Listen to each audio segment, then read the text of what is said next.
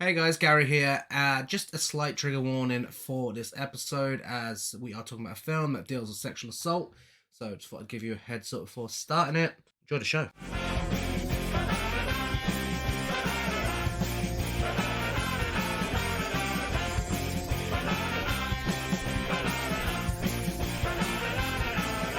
Hello and welcome to Horror Culture Shiver, the show that discusses all the masterpieces and trash pieces of genre cinema. I'm Gary. And I'm Chris. We've reached the end of Japanuary. We have. I'm a bit sad to say it. Well, because we're going to go back to bad films soon. Not necessarily. Not necessarily. We don't have to, do we? Well, we've got trash in our name, so we have to. That's true. But yeah, we have reached the end of what has been a fantastic month. For us, anyway, with watching the films. We've been treated to two bad films, and both of those are entertaining to sit through. And everything else has been great, with today's episode being no exception. Yes, absolutely. It's nice. So, well, I just like talking shit about films, really. There we go. You know? And we've got a lot of shit to talk about this film. We are concluding Japanuary with another masterpiece. And the first anime film on this podcast, we are discussing Perfect Blue from 1997. Yeah. Wow. Just wow. Yeah. Really, just animated horror done expertly. Yeah. Probably one of the most challenging films when it comes to making notes and being put inside this character's head and trying to figure out where we are while she's trying to figure out where she is within the film. Yeah, a little muddled. There's something. A little murder. This is definitely one of those cases where I would tell anyone listening, please watch the film. Yeah, watch it before listening. Please watch the film. Because, again, we cannot do it 100% justice just by telling you about it. It needs to be seen. It's directed by Satoshi Kon, who directed Millennium Actress, Tokyo Godfathers, Paprika, JoJo's Bizarre Adventure, Paranoia Agent, Manga Entertainment, The Art of Anime, and Anakuri 15. So far, that's 2 10s and a 9 from me. Yeah. I mean, Tokyo, fantastic. Tokyo Godfathers, incredible. Amazing. I loved that film. Really ahead of its time with its themes and such. Particularly towards the sort of trans community. Yeah, absolutely. Makes a little comment in this. Now that I think about it, and this is from the same maker of Tokyo Godfathers, a little thing within the show, within the film. Why can't I remember the name of what it's called? Anyway, the show that you know what I'm about. The show within the film that that our lead character's making. There's a certain little reference. Double Bind, that's the one. There's a certain little reference in there that I feel like might have been a dig towards films that had negative trans representation. Potentially, yes. Yeah, definitely makes more sense now. But yeah, and Paprika, the film that Inception ripped off. It's true. I've never seen Inception. I've never seen Inception. But you've only got to read the plot and watch the trailer to know that it is Paprika. But people, yeah. But as far as I know, there were women in Paprika. Oh, there we go. Christopher Nolan struggles with women, doesn't he? Written by Sadayuki Murai, who wrote Cowboy Bebop, Godzilla City on the Edge of Battle, and Planet of the Monsters, Ultraman Nexus and Dinah, Millennium Actress, Knights of Sardonia, no, not the Muse song, the film, Steam Boy, and more. Millennium Actress, I feel like we need to watch Millennium Actress. Definitely see Millennium Actress. I think it's just got a pretty decent release in the UK. That's top of my list. Paranoia Agent as well is really high on my list. Loved what I've seen of Cowboy Bebop, but we do need to finish that. And this is based on the novel by Yoshikazu Takuchi. Originally, this was actually going to be live action. Yeah. But became an anime when several backers abruptly pulled out in pre-production. Do you know what? And I know there is actually a live action version of this out there, made in 2002. Right, okay. And a remake. Apparently, to IMDb, a remake that's in the works. I don't know if that's American or wouldn't surprise me. I'm glad they went with anime because there's a lot that they can do here that you just wouldn't be able to get away with in live action without it looking. I mean, I don't know, but I don't think it'd have the same impact. Like, especially with stuff like this and with Paprika, there's just a lot of things that's like, okay, you've really created some fucking breathtaking visuals there just because you've done it through animation. Yes. I don't feel live action could do some of those visuals justice. Unless you're going big budget. Yeah. So unless you can do big budget, then you are best off just sticking with the animation, because there's a lot of, like you said, the visuals in this film that, especially in 1997, on a smaller budget, may not have been pulled off successfully in live action. Yeah, absolutely. It was made on a budget of 90 million. So that's still fairly hefty. Yeah. 90 million what? Yen. Yen. Okay, so not as hefty. And the equivalent in actually no, it's not hefty at all. The equivalent in America is $830,442. Yes, yeah. And the worldwide gross, I could only get US and UK only. It was $768,050. Yeah, I think this is another case of a film not quite making its way to the West at the same time as Japan. I think this definitely got a cult following. Yeah. Absolutely. But I mean, I'd heard of it many years previous. And there is a shot-for-shot scene. I'm going to say stolen. Yeah, I suppose. Stolen in Requiem for a Dream. Yeah, Darren Aronofsky actually brought the rights for this film because he was an anime fan and wanted to recreate that bathtub scene in Requiem for a Dream. But he insists that his other film, Black Swan, did not take any influence from this. What a liar. That absolutely did. Yeah, there is some definite correlation between the two. I think it's interesting that Darren Aronofsky, as an anime fan, was aware of Perfect Blue. Now, anime in general, and to a lesser extent now, but I feel when I was growing up was very niche. Yeah. It wasn't regularly on television. I wouldn't have known how to sort of get hold of a lot of anime apart from Studio Ghibli, especially after Disney bought the rights to the Studio Ghibli, if I remember correctly. Yeah, I was going to say the first time I ever heard of anime was when Spirited Away was released. Spirited Away, absolutely. Yeah. Spirited Away was was the big one that made its way to the West. Technically, Pokemon? Yes, but Pokemon is, of course, anime, but was not sold to us as anime. That's true.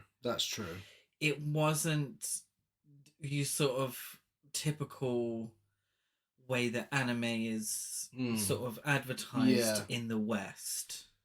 That's true, yeah. You wouldn't, unless you were knowledgeable, and I mean, this is before the internet and all that, unless you were knowledgeable, you may have not even realised it was Japanese. Yeah. Because, you know, it was dubbed into English, and all the, you know, Pokemon themselves had English names. Obviously, they're not like Dave and Steve and Clive, but they had names that they weren't Americanized names. Yeah, Americanized names, you know. So unless you were aware, you may not have even known it was Japanese. Pokemon. So, and then particularly with this film, that I've totally forgotten the name of, Perfect Blue. I was gonna call it something cool. I'm gonna call it Cool Blue. I swear I'm knowledgeable. But Perfect Blue, the adult themes as well. And I mean, I would never, an 18 rated animated film. Oh my god. I would never have known when I was younger. I was like, are they allowed to make cartoons? They're 18 rated? Oh Lord, how does that work? So, Yeah, I wasn't aware of this until fairly later on. Yeah. Do you know who was aware of it? Who? Madonna.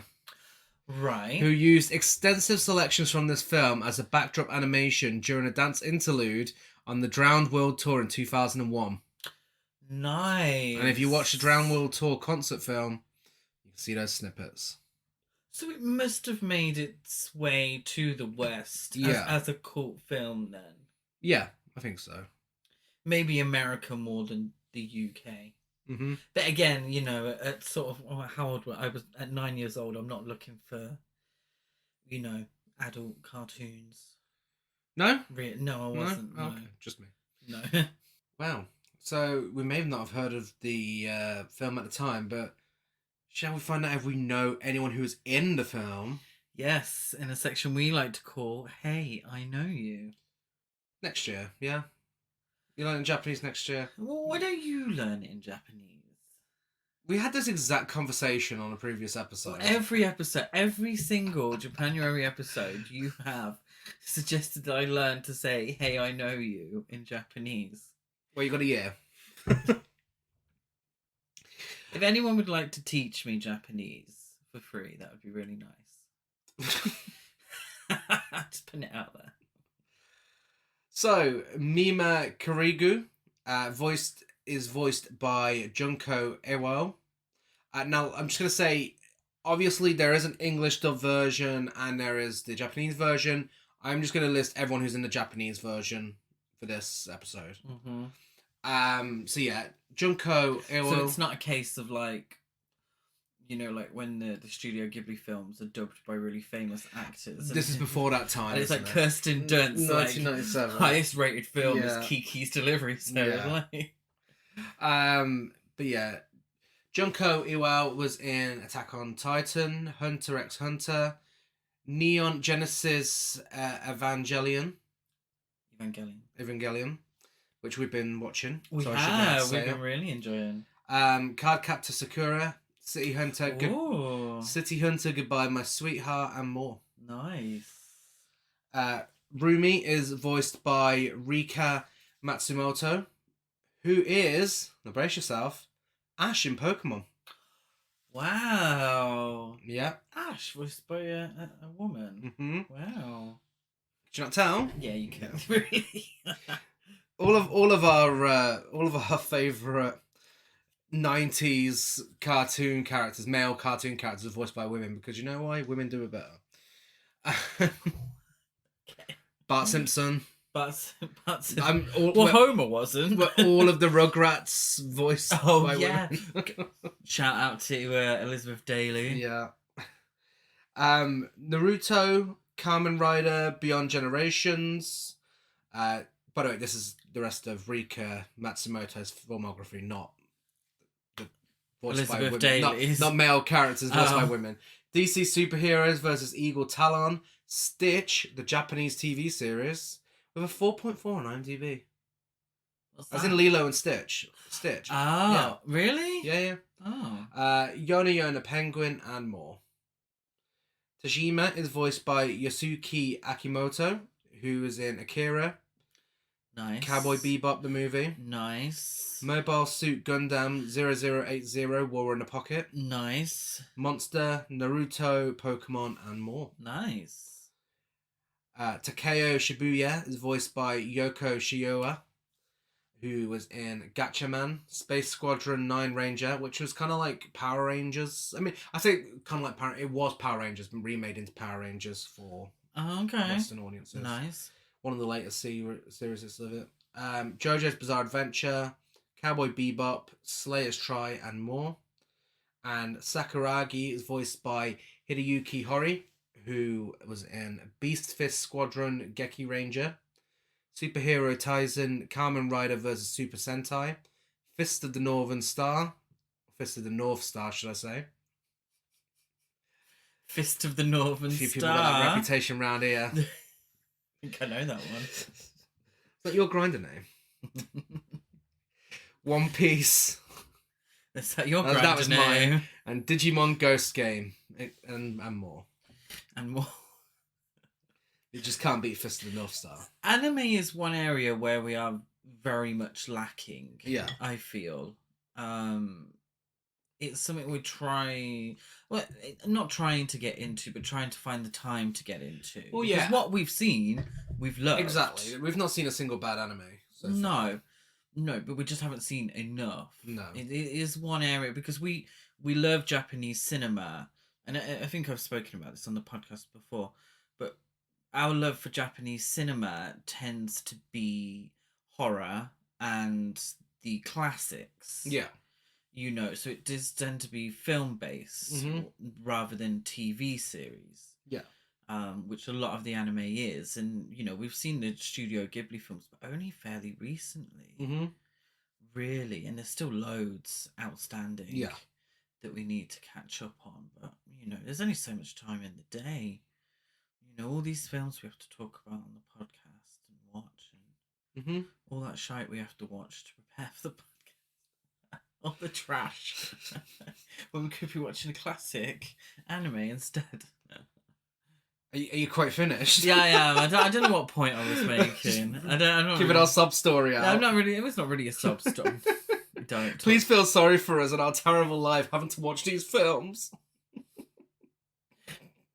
We did watch The Fabelmans today, so relatable content. Yeah.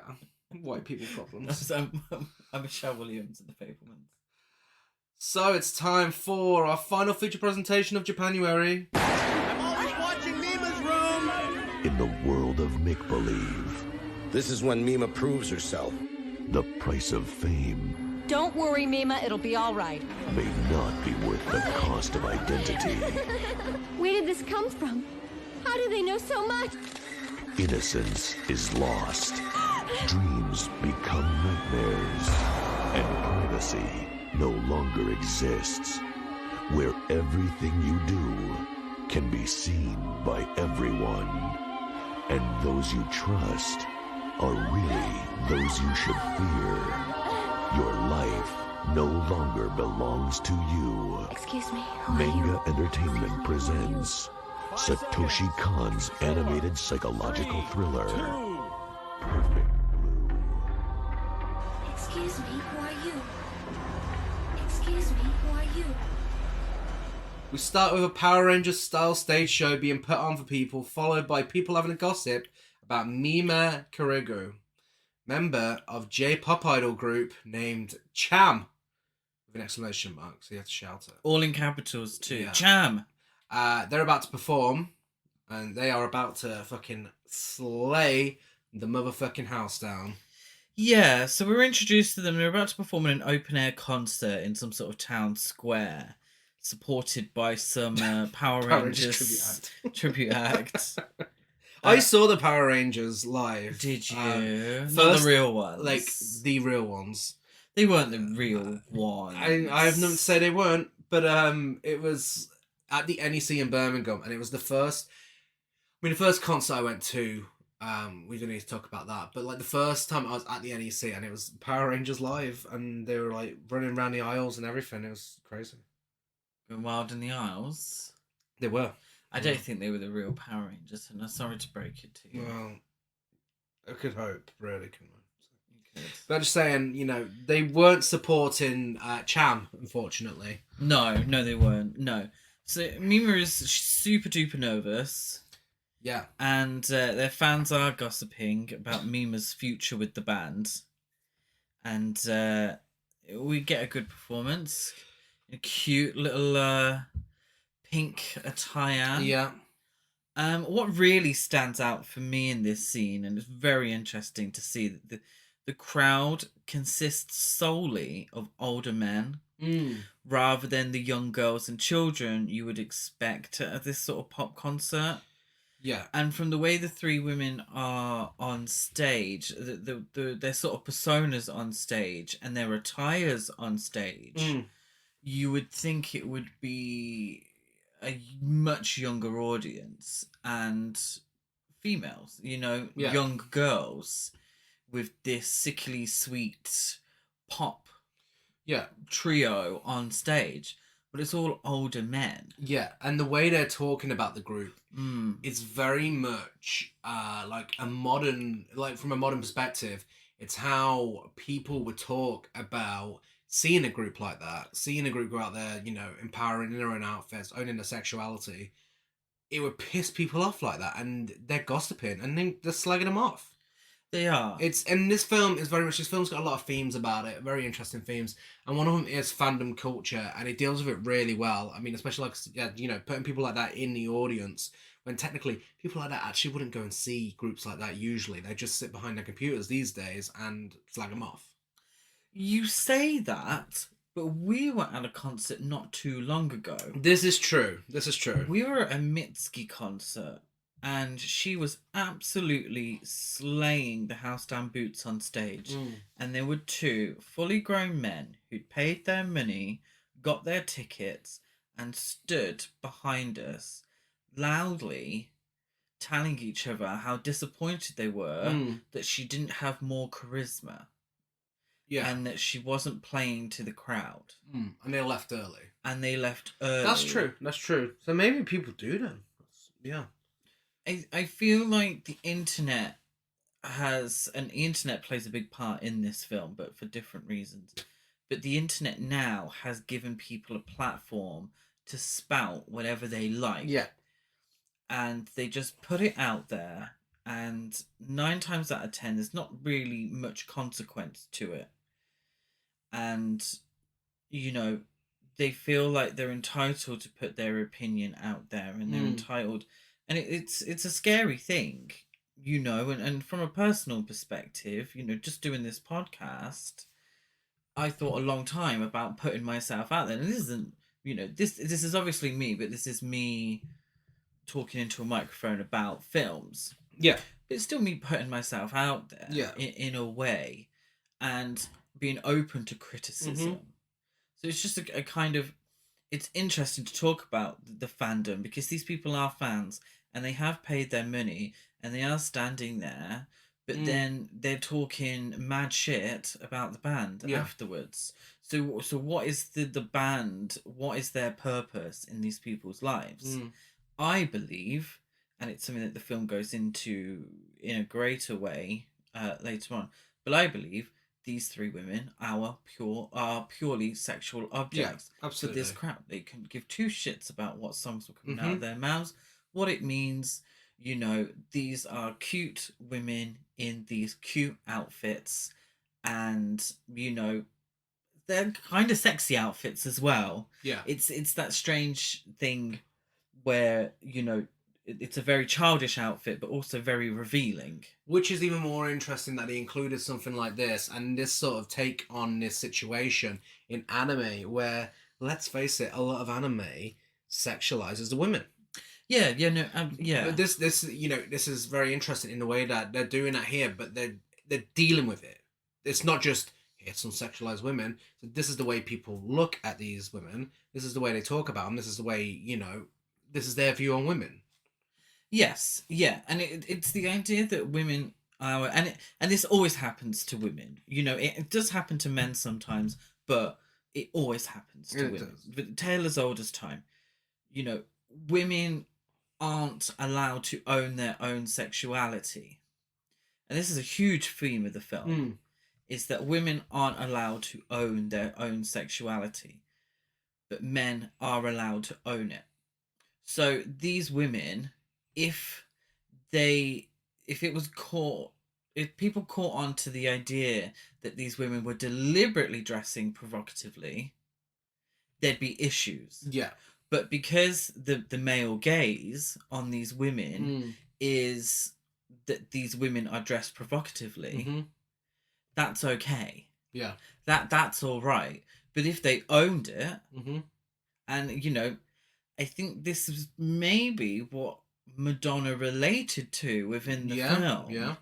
You know, she's had her controversies, but the women owning it and, you know, producing this sexuality, yeah, you know, it's not, absolutely, it's not on, but it can be projected onto them. Yeah. So Mima is on a train and has flashbacks to the performance, and she continues to think about it while shopping and whilst her agent and the other guy Yeah. What is he to her again? The agent, was it the writer? Yeah. Yeah. So, Azarima is the agent, isn't she? Yes. Yeah. And then the other guy that's always with her as well. He's they're having a discussion about whether she should be an actress or a singer. Well, she declared at the concert that she was leaving. Yes, this before that though, so it's leading up to it. So there's like so you're going it's shot for intertwined shot, between play the for two. play with the film. Of course, yeah, It varies. Okay. It Yeah. varies. It's one of those films that it's one of those films where it goes a little bit here, there, and everywhere at points, which is fabulous when you're watching, but when you're trying to make notes for a podcast, it's confusing as shit. Yeah. The choreography during the dance scene is purposely not in unison to try and keep it a little more realistic. Oh, okay. Oh, yeah, because obviously with animation, they could make it perfect. Yeah. Yeah. The group announced that they're about to play their last song, and the crowd are fuming. Yeah, and also they're not like a huge band either. They're popular, but they haven't broken the charts yet. They're still quite niche.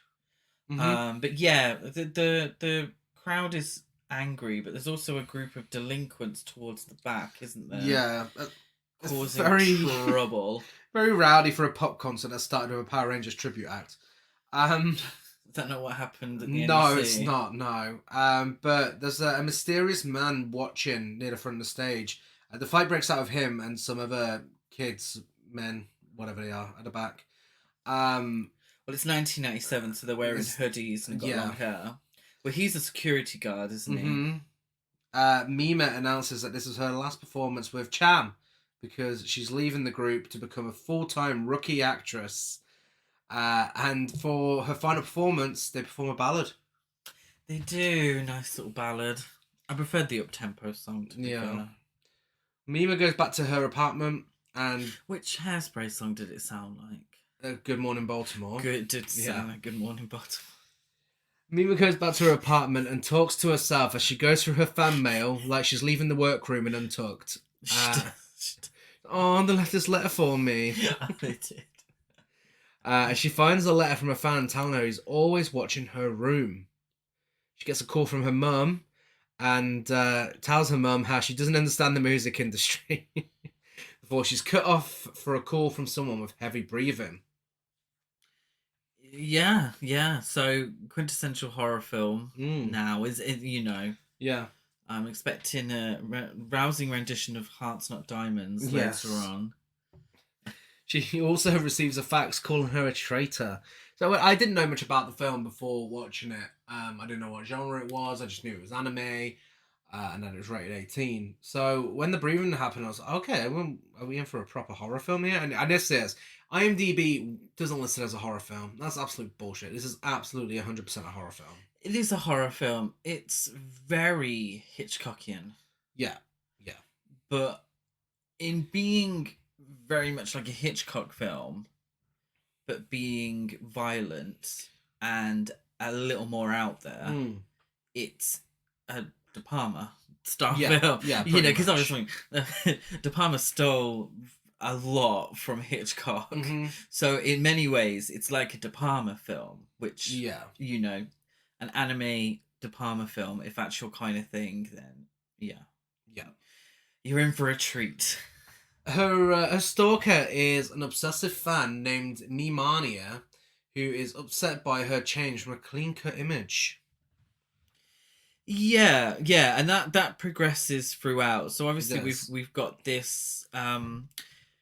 Forgive me. What's the Japanese word? Kawaii, cute. It means cute, and it's sort of within Japanese culture. This essentially cute as a sort of product. We got loads of stuff that we've bought, from places, and that's so cute. This little teddy bear, this, like Kirby. Kirby's cute, and it's that idea. And then as she sort of moves away from that, either her own doing or not, it's that's what causes the issue with Me Mania. Yeah. Which I keep wanting to say Me Mania. Yeah, I know. Like WrestleMania, Hulkamania, but it's Me Mania. During her acting career, she's joined by manager and former pop idol Rumi Hidaka and her agent Tadakoro. Okay, so I've got it mixed around. So her manager is Rumi and her agent is Tadakoro. Yes. Yeah. Mima confides in Rumi about Mima's room, but is advised to ignore it.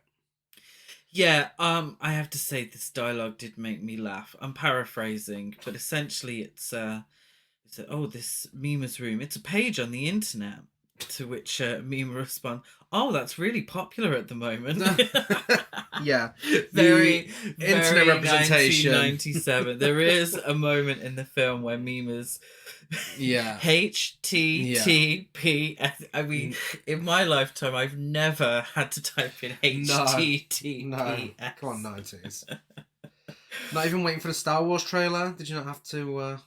I didn't type. Yeah, you just typed in www. I mean, you didn't type in HTTP. Mima's first job is a minor role in a rather problematic television detective drama called Double Bind. And this is when we get a dialogue now about how in the show a character wanted to wear a woman's skin because he wanted to be a woman. Oof. I'm sure Jonathan Demme feels personally attacked. Yeah, this is the thing. Double Bind is not a prestigious television program. No, it's in many ways very trashy. We get a few scenes at the beginning of dialogue between the characters, and a lot of it seems to be flirting between the detectives. But then there's also a scene, the first sort of proper scene that we get of Double Bind is a topless murder victim on the floor. She's only wearing a pair of knickers, and it's like, oh, okay. Double Bind, this isn't Downton Abbey. No. This is quite a sleazy television program. Yeah. You know, it's not prestigious. So we kind of get the gist of what's sort of going on. Yeah. Tadakoro on the set opens a letter and it explodes in his face. Yeah, it's a letter to Mima, isn't it? Yeah, but apparently he wasn't badly hurt, and Rumi plays it down whilst trying to teach Mima how to use a computer. And this is when we get the dialogue, HTTP. Ah, something came up. Hey, I'm not so bad at this. You're opening a website. It's interesting that Mima's bought herself this computer, and she's viewing Mima's room, and it is funny. She seems completely confused by the concept of the internet, and it's weird that an older woman has to teach her how to use the internet. But you know, we'll leave it to that.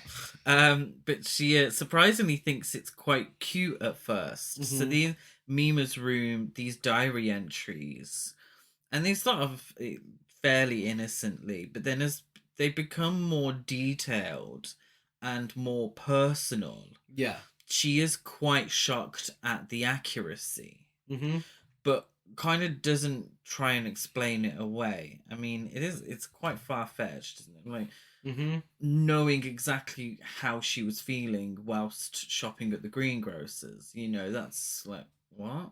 Who is this person? What is this? You know? So it's interesting, and obviously a comment on fan culture. Yeah, absolutely. There's a lot of fan culture out there that, well, it's obsessive, but it also forces a personality on celebrities that may or may not be true. They think that they believe their inner workings and how they think and feel. Yeah. Like really obsessive fans. And it really goes so far with some people. I mean, you know, when you look at certain celebrity blogs and stuff that, you know, detail so many little details of their life, and even something like the paparazzi and, you know, that sort of culture. And then even like the people who get so offended, which is coming up very soon, actually the next bit on my notes, people who get so offended by certain decisions that certain celebrities make within their career to the point they send them death threats or, you know, do something dangerous. It's fucking crazy. And this film really, really hits the nail on the head with it. It deals with it really well. And because of this, and because of how predominant it is these days, especially with how far we've come with the internet now, it feels quite modern, this film still. It feels very ahead of its time. Absolutely, because I don't think it's a new phenomenon. No. There's just different ways that people can go about it. You know, how many times has someone's sexuality been assumed on the internet? Well, the guy from Heartstopper recently, he was forced to come out. You know, someone like Shawn, is it Shawn Mendes? You know, there's Sam that's the director. Sam Mendes. No, Shawn Mendes, isn't it? Yeah. Sorry, I don't really know the new pop people too much. But yeah, Shawn Mendes. People have assumed his sexuality in their hundreds online. Oh, he's gay. Oh, he's gay. Oh, he's gay. You know, stuff like that. Well, who the fuck are you to know? Yeah. If anyone is any sexuality, like why, what do you got on these celebrities that other people haven't? And this is Mima's room. Yeah. You know, if this is a crazed fan, this crazed fan believes, turns out accurately, but believes that they know the inner workings of Mima's brain. Yeah, and then what's interesting with that is, with some celebrities like Shawn Mendes, you know, these accusations get thrown out there of what the sexuality is and whatnot and everything, and you don't know whether these celebrities even read it or not. You don't know how they take it behind the scenes. You don't know what they're going through when they're getting all this stuff. Whereas, much like I mentioned with Heartstopper and Kit Connor, he very much made it public that he was going through a tough time with people trying to out him. You know, to the point he had to come out himself. Yeah. Because of it. And it is very much clear that he was going through a shit time with it. Which brings me to how this film deals with it, in that we get to see this culture within this film, and we get to see how she deals with it, Mima. Yes. You know, we get to see what she has to go through, and that is just really refreshing. For an anime to deal with something like that, now, I haven't watched a lot of anime, but a lot of it's delving into fantasy, and correct me if I'm wrong, but a lot of anime delves into fantasy and stuff that isn't really, you know, connected to the real world. Yeah. Whereas this is very, despite all the visuals and the surrealism and everything, this is very grounded and can be applied to real life. Yeah. I think that's true. I think more so than, you know, it's a difficult one because a really great film can be relatable no matter what. Yeah. Something like the themes in Spirited Away. Spirited Away is a fantasy film, an anime, but its themes resonate. Yeah. You know, you just have to look a little closer. You know, you have to read the film. And I mean in like a book, not like, you know, a drag queen. But, you know, so this is a little more obvious with its, you know, sort of themes and such. But yeah, it's a really interesting one, and it is one that really resonates now.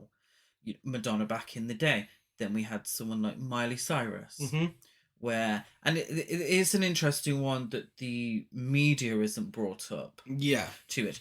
And I think that's a conscious decision that they made. Yeah. So like, if we're gonna talk about this, but you know, we only have so long to talk about it. So other films have spoken about the media in this sense, but we're going to talk about the fandom and about women, really. And this is definitely a film about women. And I must point out, obviously, the director and the two writers are male. Yeah.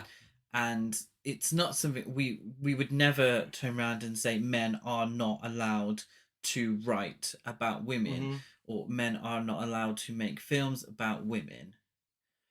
But a lot of the time, like I've said previously, it feels like they've never met a woman. Yeah. Whereas this is very refreshing. It is, yeah. Because I believe, and you know, we are both male, but we have done our research, and there's quite a few write-ups. We believe that this is a feminist film, definitely, and that its themes are very specifically about the female experience. And it does it very well. Yeah. But yeah, I mean, leaning into everything we've just said, in the next scene, Tadakoro lobbies the producers of Double Bind and succeeds in securing Mima a larger part in the film that involves a rape scene.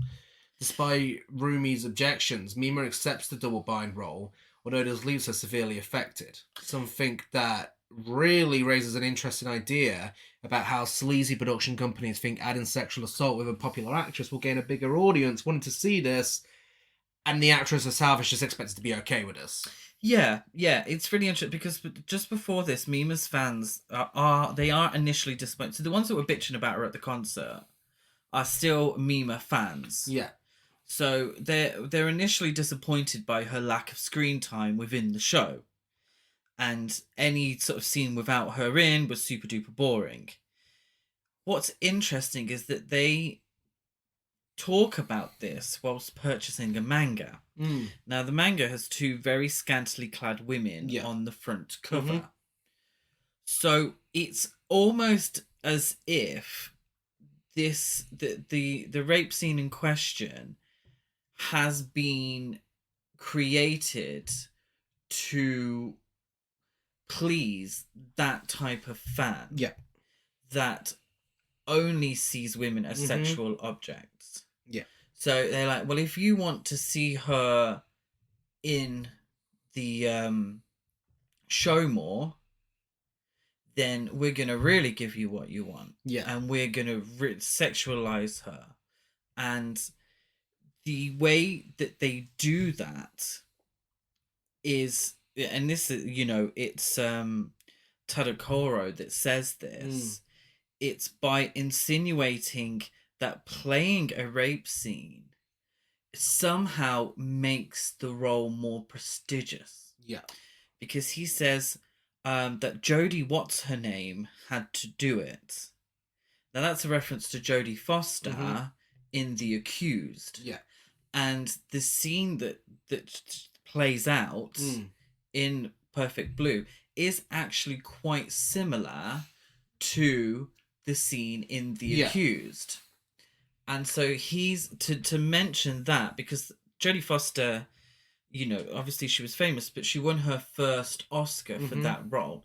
So it's almost as if he's insinuating that the role and the scene is somehow more prestigious, and that actually she should think herself lucky that she's been put up for that. That's what I gathered from this. And it's, again, kind of refreshing in a way that usually when we deal with a film that deals with sexual assault on this podcast, it's mentioned, it's never actually dealt with. Whereas the inclusion of it within this film and the way it looks at why it's included, and it's so interesting, and it does deal with it. It's not used as a throwaway plot device. No. It's not used as a sort of form of assault.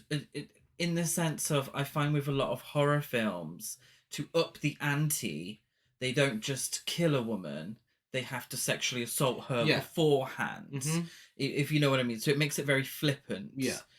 Whereas this is integral to the film and integral to the themes of the film.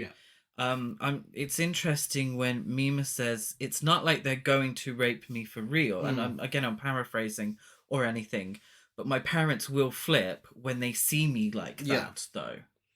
So she's embarrassed by the idea of her parents seeing her in this situation, when it's like, well, no, that's not what this scene should be conveying. This isn't for titillation. This is, she shouldn't be embarrassed by this, because it's very serious, and it's a very serious thing. So what I'm assuming is that the TV show Double Bind is dealing with sexual assault and rape in the same way as some of the horror films that we've talked about Yeah. on the podcast and we've watched in the past, where it's very flippant Mm-hmm.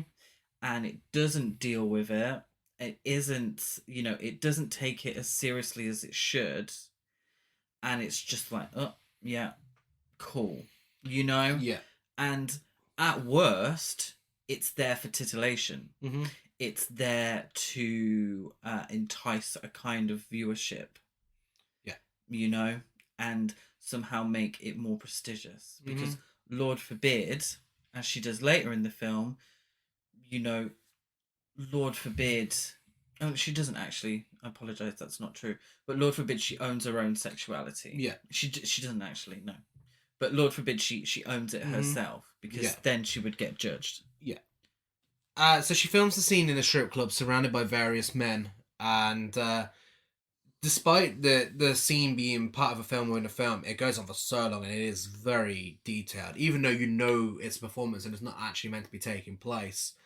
But she sees one of the men as looking a bit like a stalker, and the film as a whole is a very disturbing film, and very intense, and this scene is definitely up there as one of the most disturbing in the film. Yeah. So the idea is that her character is a stripper, and one of the audience members rapes her, whilst the others look on, cheering and jeering. So that's The Accused, the Jodie Foster film that I mentioned earlier. The filming goes on for a very long time, and the actor playing the rapist actually apologizes. He says, "I'm really sorry." And Mima's just like, "Oh no, it's all right." She's so sort of innocent to it all. She's not necessarily realizing what's happening to her, not in the sense of the character that she's playing, but as her as an actress. People, it's all men on set, because Mima is in tears and she walks off. She can't bear to watch it. So it's all men. No one's comforting her. It's ironic that the man playing her rapist is the one that's comforting her, and the one apologizing, and the one making sure that she's okay. Because there is a prolonged time where he's just lying on top of her whilst they're waiting to set up lighting and the camera. And I think it's very interesting. And I think it's also very interesting when the crowd in the scene kind of dissolves in her mind into a crowd of fans cheering for Mima at the beginning of the film. So I think it's definitely saying there's a correlation between these jeering men and the fans that she had at the beginning, the ones who are most likely, let's be honest, enjoying watching this scene at home. For its, sexualization of a J-pop idol. I think it's really interesting. So expertly done as well. So uncomfortable to watch. Very uncomfortable to watch. But that's the point. Yeah, exactly. It's uncomfortable for us to watch.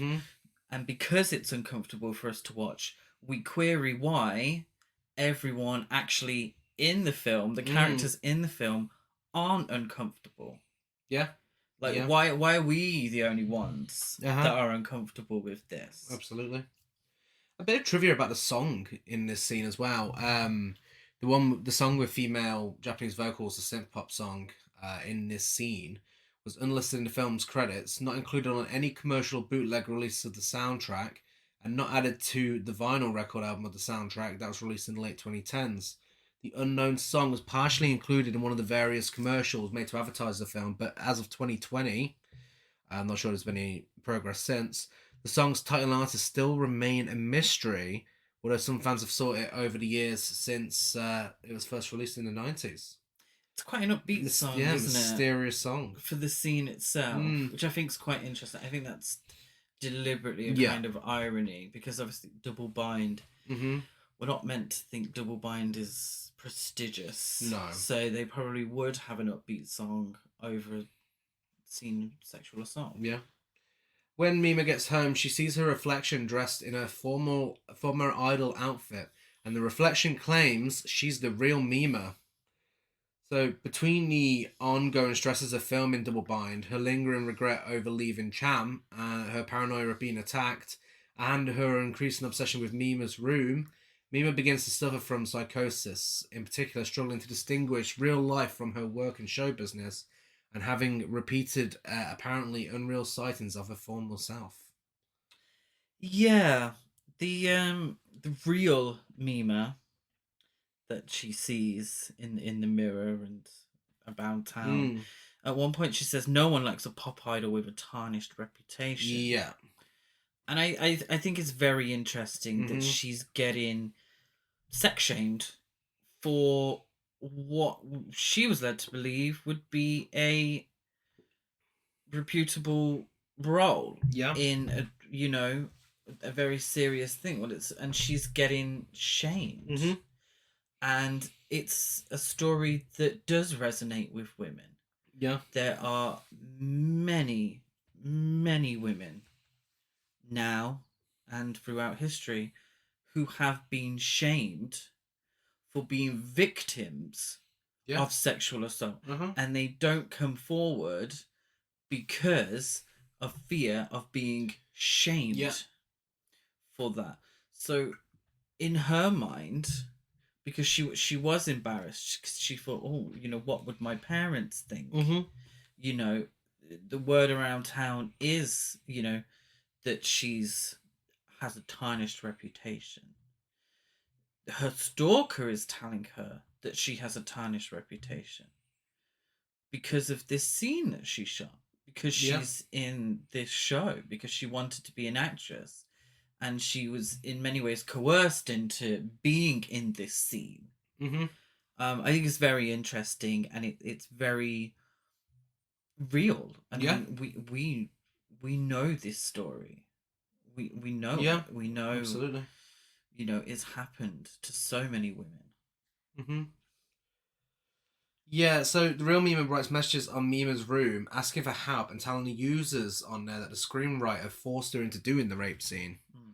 The scriptwriter, Shibuya, parks in a car park where he finds a sign saying Double Bind covered in blood, along with a CD player playing a Cham song in an elevator. The next minute, we cut to Shibuya dead in the elevator with his eyes gouged out. Yes. A boombox. Yeah, a little The boombox. Cham song. Cham. You have to say it like France. Yeah. Cham! Cham. Mima does a sexy photo shoot whilst Cham performed to a packed out audience in their Bananarama post Shabon era, and they're filmed by Mimania. The real Mima joins them on stage briefly before stage diving. Yeah, she does a stage But dive. they're given proper Bananarama, two-piece, modern era, and the music doesn't sound that different to it either, so they predicted the future. Yeah, so they did. So the photographer Murano is famous for coercing women into posing nude for his photographs, and naively Mima does appear fully nude for the photo shoot. The two remaining members of Cham bitch about Mima and suggest that she can't wait to strip for the photographer and spread her legs. This again, I mean, even from other women, she's being sex shamed. Yeah. For what? Playing a rape victim. Yeah. In a TV show. The Cham song, did you get any of those lyrics down? I didn't. My favourite was, "This year I'll not exert myself and dress casually." It's like, I will not dress in business attire. Yeah. So the lyrics I was getting from the song are about, I mean, them not putting any effort into dressing up. And I mean, they're not. No. their new outfits are not. But in terms of becoming kind of subservient and not becoming boss bitches. Yeah. Do you understand what I mean? It's the lyrics kind of were talking about, becoming submissive in a way. Yeah. Which I think is very interesting. The real Mima speaks to Mimania. You can tell I think a film's good on the podcast. That was very interesting. I thought that was very interesting. The real Mima speaks to Mimania and convinces him to help her deal with getting rid of the other versions of her.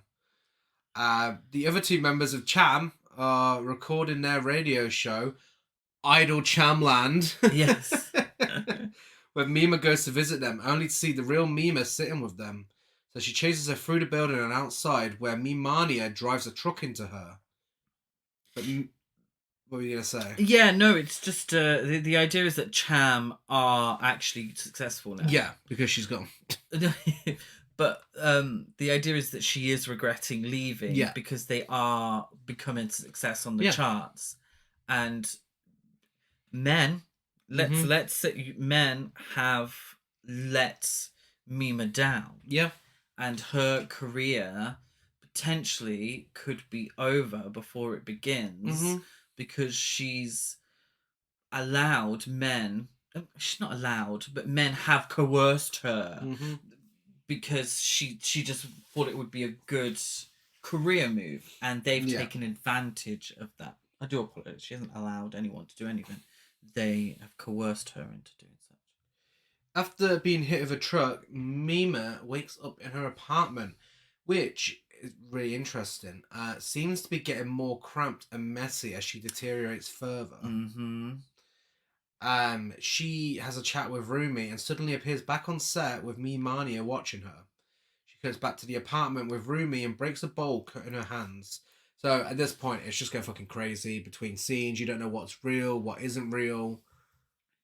Yeah. So this is where it gets a bit Mulholland Drive-ish. Yeah. Where you don't know what narrative to trust from this point on, or indeed from the beginning of the film. Like, you know, where what's real, what's not. Which is, like I said, fantastic to watch. Yeah. Not so great to keep up with for your notes for a podcast. It's really interesting to me how Mulholland Drive this is, because I always think with David Lynch, he's a very unique guy, and I feel like I don't know how many influences he actually has, because a lot of his stuff is like, who the fuck thinks of this? So when I first watched this, I was very surprised how Mulholland Drive this is. He definitely watched this film. Do you think? Yeah, there's a few things here I was like, oh, that is Mulholland Drive, the House Down Boots. Yeah, it's a strange one because, I mean, not being able to trust the narrative of films, I don't think this is the first one. I'm thinking, and then it's a little out there, and you might disagree with me. Robert Altman's Images. No, absolutely, yeah. Yeah, that's very much the same sort of thing. I mean, fantastic book, House of Psychotic Women. And for the horror genre, there's a lot of this kind of narrative of women becoming insane or losing their sort of grip on life, and us not being able to judge the narrative of what's going on in the film. But yeah, it's this in this particular incident, it's quite similar to the way Mulholland Drive does it, where it's like, what, who, what, and especially when it's to do with being an actress as well. Yeah, you know, I think there are very much similarities, and you know, if David Lynch watched it, then he's got great taste. Yes. The photographer Morano, he orders a big body pizza whilst watching Double Bind. And when he gets the pizza, he's like, "You sure are a weird pizza man," and leans forward to grab the pizza, but is stabbed in the eye and then repeatedly stabbed to death by the pizza man, who turns into Mima. Yeah, and then we get flashes. So he gets stabbed. This is fucking graphic, by the way. He gets stabbed in the eye, he gets stabbed in the stomach, he gets stabbed in the crotch. Yeah. And then pretty much everywhere else. Yeah. With a screwdriver. And as this is happening, we get flashes of Mima's nude photo shoots. Yeah. And at one point he says, "Come on, baby, be more daring." What I think is also very interesting is that this guy is a creep. He's a piece of shit. Yeah. He's coerced her. He's known for coercing women into Mhm. posing nude. Yeah. And it's plastered everywhere. Her Mhm. reputation, it's down the drain. Yeah. Really, and because of society. And he is sitting down to eat a big boy pizza Mm. whilst watching Double Bind. Yeah. What does that say Exactly. about Double Bind? Yeah. I bet it's his favourite show. Yes. And I bet he thoroughly enjoyed the rape sequence in the film. Yeah. I think it's very interesting Mhm. that is what he was watching. I think so. Yeah. Mia finds evidence which makes her appear to be the prime suspect, and her mental instability makes her doubt her own memories and innocence, as she recalls brutally murdering Murano. Mima, while seemingly switching between different realities, manages to finish shooting Double Bind, the final scene of which reveals that her character killed and assumed the identity of her sister due to trauma-induced dissociative identity disorder. After the rest of the filming, staff have to leave the studio. Mimania, acting on emailed instructions from the real Mima to eliminate the imposter, attempts to rape and kill her, but Mima knocks him unconscious with a hammer. This ends with a production crew and audience cheering her on. Yes. So when we're getting the narrative move from what's being filmed and what's real life, or what we assume is real life, or what we assume is being filmed, quite an ironic piece of dialogue when the director says, "You've just killed someone. Breathe harder than you did during rehearsal." And she has actually just killed someone in the real life. Yeah. This is where the film does start to become really confusing in a good way. And at this point, we are as confused as poor Mima is. Mm-hmm. The character in the show, this dissociative identity disorder, the character in the show has created a drama series in her head and this actress persona to deal with her rape at the strip club. Yeah. And I think that maybe potentially that was actually Mima's real story at this point. And it doesn't, and this is what I do like, is that the film doesn't say, "Oh, got you guys, this is the truth." Yeah. This is, if you're not watching Untouched, you're only getting half the story. I do think it's interesting because we can kind of make up our own narrative in our heads to do with this sort of part, and Mima's actual story. Like, what is her actual story? Yeah, I think it's very interesting. When Tadokoro has Mima's new role planned, he says it's a little smutty, but what are you gonna do? Yeah. Well, he gets the money from these smutty roles. What does Mima get? Exactly. More hate mail. Mm-hmm. Also, what I found interesting is that Mimania, he's seeking to rape Mima, but he's raping her as a punishment for her perceived over-sexualized new persona. Yeah. Which itself was born from the filming of a rape scene and a coerced nude photo shoot. And I mean, all I've got in my notes here is the hypocrisy of men. Yeah. I mean, how hypocritical. What? But so accurate to what people actually think in real life. But that's because, and I think because Mimania feels that he owns Mima's body. Yeah. He feels that as he's a super fan, that he owns Mima's body. Yeah. And that Mima's body is only for him. Yeah. And how dare she film a rape scene? How dare she pose nude for a photo shoot when her body belongs to him? Her body also belonged to the photographer when he coerced her into posing for these nude photographs and gave them to everyone. You know, he took possession of her body. Her agent, her agent, Todokoro, he took possession of her body when he kept getting her roles that over-sexualized her. Yeah. And pretended to her that it was some prestigious role, you know, smutty. What are you going to do? What are you going to do? Not work? You're going to have to do it. The writer took possession of her body when he very much coerced her into filming a rape scene, you know?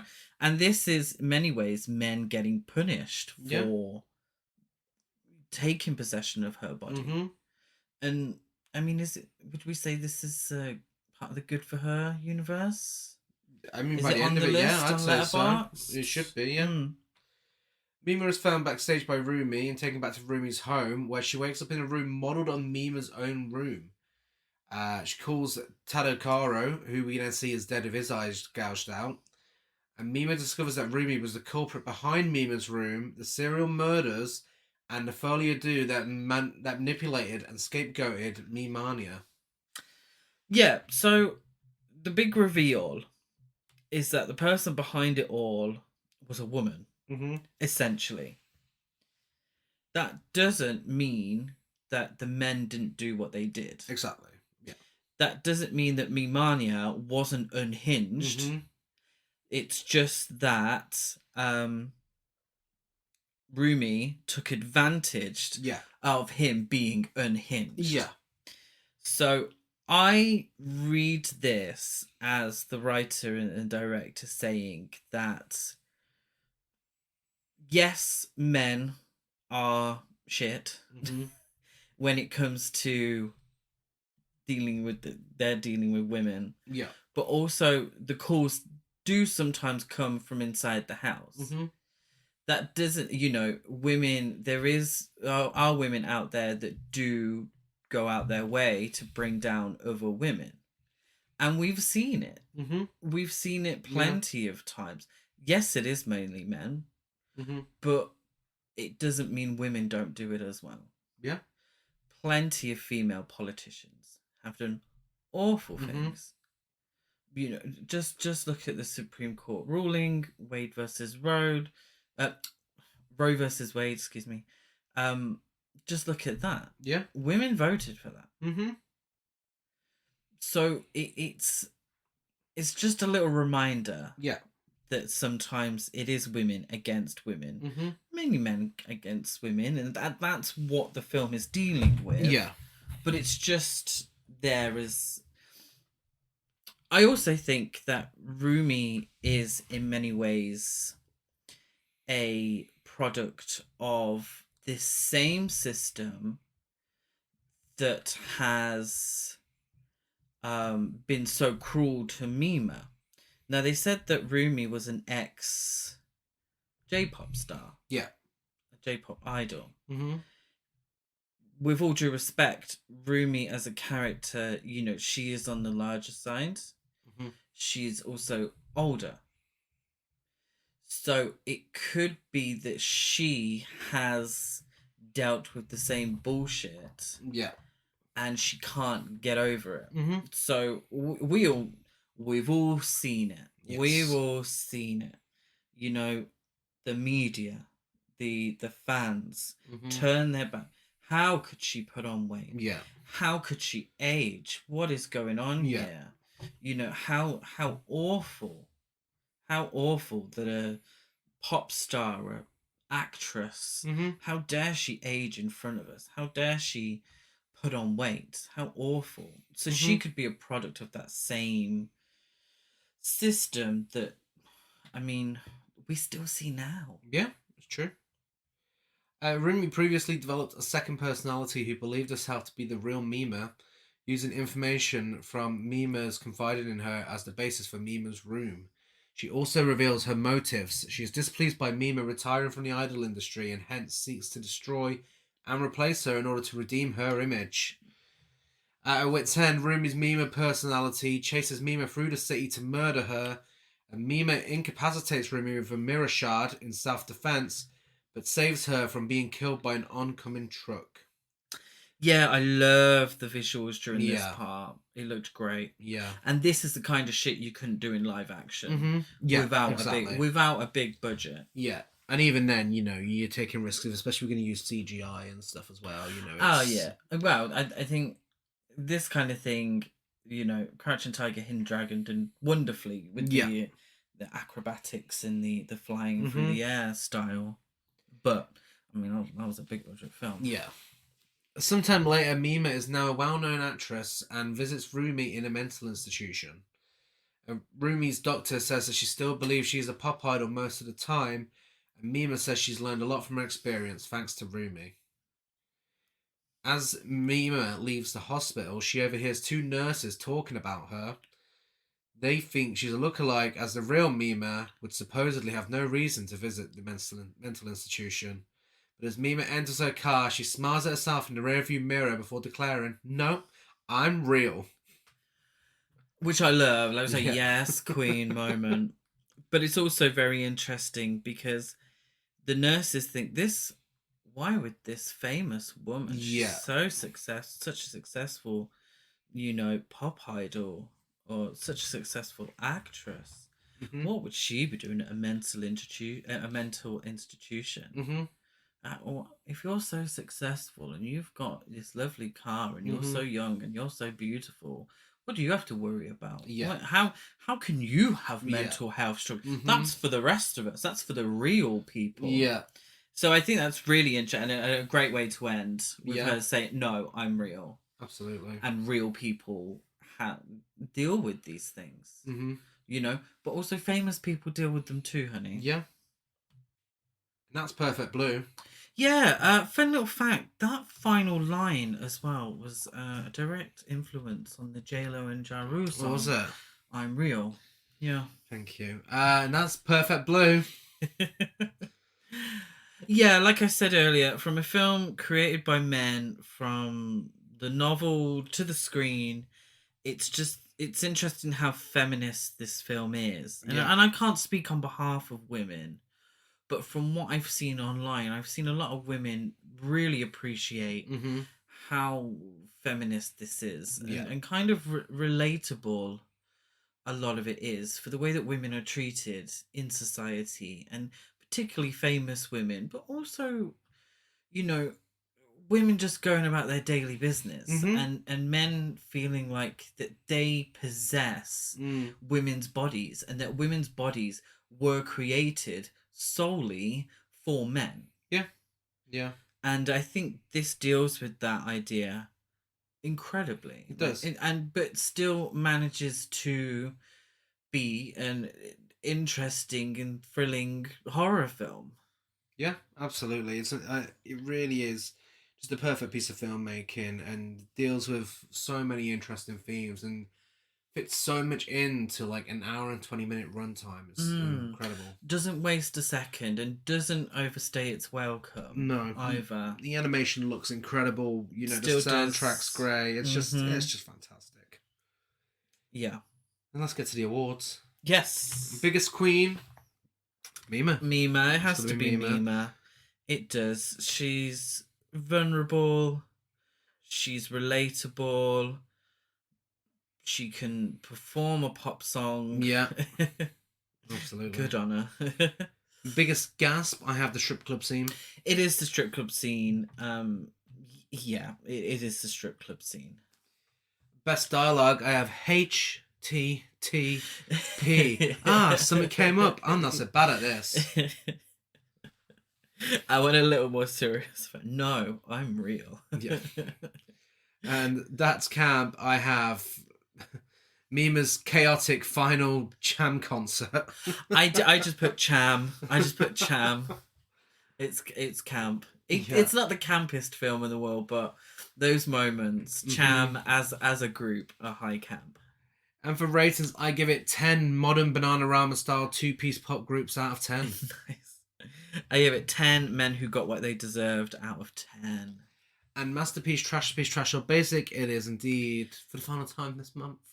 For the final time in a while.